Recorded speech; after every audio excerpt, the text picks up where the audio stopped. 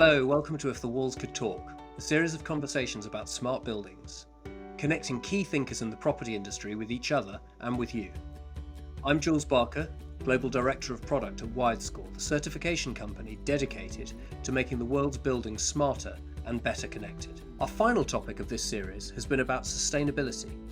We've had some excellent contributions from the likes of Doug Stewart from Cushman & Wakefield, Brendan Wallace, co-founder of Fifth Wall, and Jeff Vittorio, VP of Property Management at Columbia Property Trust. Of course, you can listen back to all those videos on our YouTube channel, but in the meantime, I'm delighted to be joined by two of my colleagues to discuss what we heard in those three videos.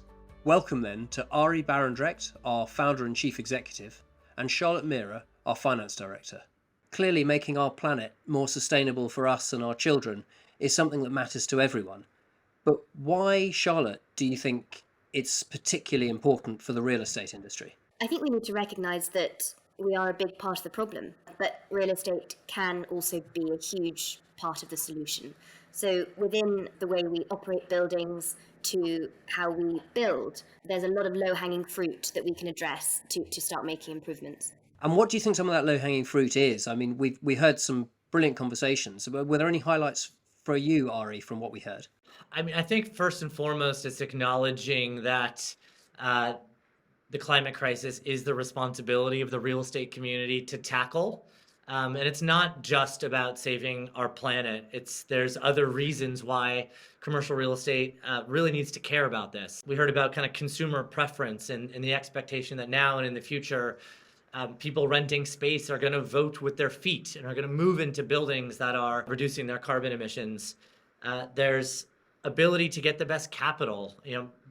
Brendan talked about kind of preferential capital deployment to no or low carbon real estate. And so it's just going to be better kind of economic business to be pursuing carbon reduction strategies. And then, of course, there's government regulation and a lot of things happening across the world at the local and federal level, pushing the real estate community to caring about carbon reduction and taking action. How does SMART relate to this topic of sustainability?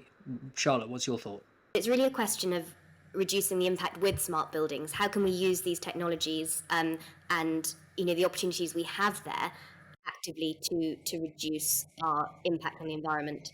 Smart buildings give us a way of enhancing the way we live in and interact with spaces, as well as achieving the additional benefits of being more sustainable and increasing our well-being. I think the other thing that smart technology allows is it allows you to achieve dual benefits in the outcomes in the areas that we, WiredScore, think smart buildings should be delivering. And as a reminder, those things are about sustainability, operational efficiency, inspirational user experience, and future-proofing your building and making sure that it can evolve over time. And what's amazing about smart technology is those things don't have to be in conflict. In fact, they're often the same technology can help deliver all of those outcomes. And a great example of that is occupancy sensors connected into HVAC system. We all know this example already, but the fact that when that connection happens, we can increase airflow into spaces when there's high occupancy, when the space is full and we need better airflow in that space.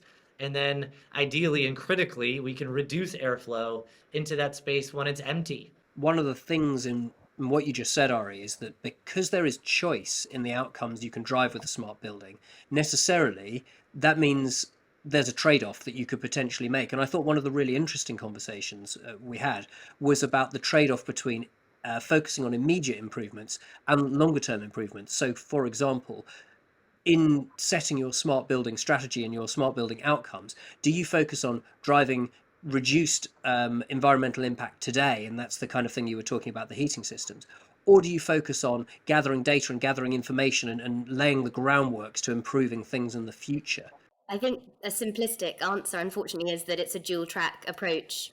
You have to keep laying the tracks forward as you fix what's gone before.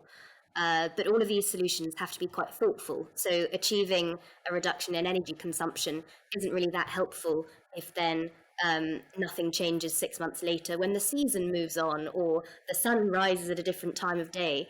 Everything has to be quite dynamic, and I think the planning is incredibly important there, so it shouldn't be overlooked. And when I think about the benefits of kind of the direct benefits of implementing smart technology versus the indirect benefits, I do think that kind of the direct reduction of carbon emissions specifically to meet regulatory requirements is ultimately the thing that will get the entirety of the industry to take action and to operate more sustainably. I suppose it comes down to some of the conversations we heard in this series on some of the challenges, and particularly what are the practical obstacles in the way of actually achieving this. What springs to mind to you, Arie? What are the biggest obstacles? It's a challenging journey to get started on because the industry doesn't totally know where they're headed. And SmartScore provides that framework, and that's why we've seen 50 plus real estate companies adopt the framework and use that for their planning process. I also think quite practically, most landlords don't know what's in their building. They don't know the kind of starting point from a tech infrastructure perspective. These are buildings that have kind of slowly evolved over time, and new system X or new system Y gets implemented. Sometimes those systems work together, sometimes they don't. And it's hard to understand what your baseline is. I actually come back to Ari's comment earlier about the shift in mentality being a huge thing, because now the time horizons are so much longer. We're not talking about annual budgeting and getting something into next year's plan. This is a huge investment over a potentially very dispersed portfolio for the long term. So that's less of a practical challenge and more of a shift in mentality that's required. We obviously have spoken to three people who work at three different companies who each in their own way are doing some amazing things around deploying capital into technology in real estate. But what are the other highlights as opposed to lowlights that you'd call out, Arie or Charlotte, in terms of people doing this really well? We talk a lot about a building having kind of three layers of technology: infrastructure, the building wide network that's connecting systems, a platform, a place where data from those systems can be pulled together and analyzed, and software that allows the building operations team or tenants alike to kind of interface with those systems and smart features of the building to optimize. And so I think that the best landlords are they have that connected system environment, and they have access to the data in the way that Doug and Jeff described to start making better decisions. I mean, I think that's today what kind of separates the people doing smart well and the people that are falling behind the curve.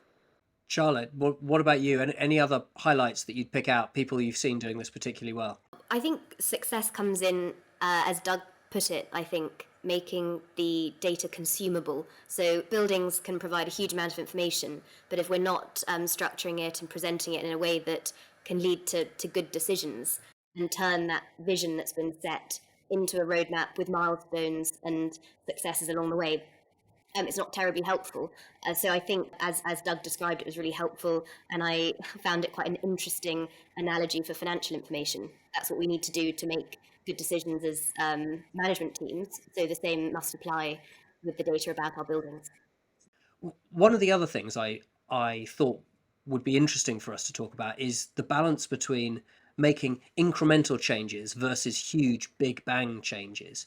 I think we had a few different perspectives about that, but what's your view on which one you should prioritize? There's a need for foundations, and those foundations probably look more like big bang changes than incremental changes. Technological foundations for a building. The good news is a lot of buildings have some or most of these, but not all. And the types of tech foundations I'm talking about are things that we evaluate through SmartScore as well. Robust digital connectivity throughout the building. Building systems that are connected into kind of one master integrated network, and governance. And this is something we often don't always think about first when we're thinking about a smart building, but the kind of leading smart buildings have policies and protocols around cybersecurity and data sharing, and those things can't be afterthoughts. Those are foundational elements to build upon as you're creating a building that operates in a smart way.